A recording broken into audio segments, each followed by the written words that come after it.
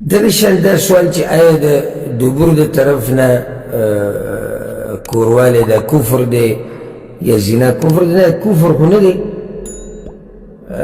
د زنا مسله تېره شوې. سړی چې د خپلې زنانه سره کوروالی کوي او د حلاله زنانه چې د ده دپاره ده او ورسره د دبر د طرف نه کوروالی کوي، نو دا هم کفر نه دی.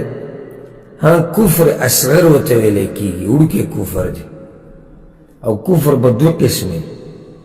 یو لوی کفر هغه چې انسان د اسلام نه وباسي او هغې سره دی مرتد کېږي والعیاذ بالله. دویم کفر هغه دی چې هغې ته کفر اصغر ویلی کېږي، وړوکی کفر. په هغې سره سړی کافر کېږي نو خو په لویه خطره کېږي.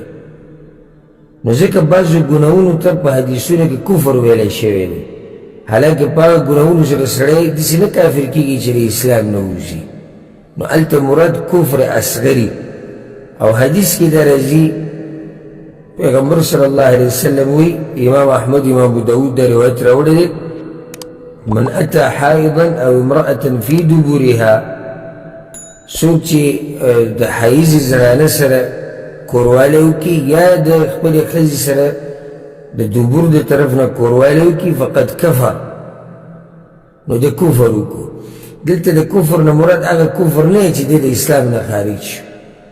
دلته د کفر نه مراد کفر اصغر دی، وړوکی کفر کې دی واقع شو چې په هغې سره یو سړی د اسلام نه وځي، الا په یو حال کې دی کافر کېږي، په کفر اکبر سره دی هم کافر کېدی شي او دا زنانه هم کافره کېدی شي چې کله دوی دا کار حلال وګڼي.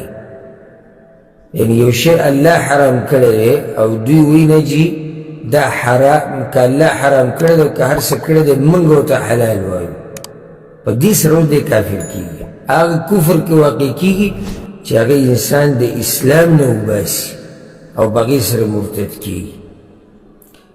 نو د زنانه سره کوروالی د دبر د طرف نه د لویه ګناه ده. او بعضو عوام په زړونو کې دا وي، دا سوالونه موږ نه شوي دي څو پیرې چې آیا دې سره زنانه طلاقېږي که نه؟ زنانه ورسره نه طلاقېږي، خو په لویه ګناه کې سړی واقع.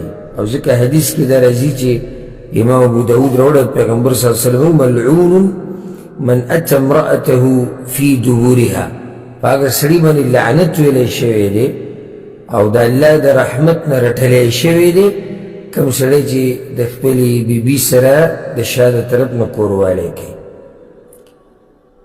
او د شا د طرف نه معنی دی چې په شا کې کوروالی.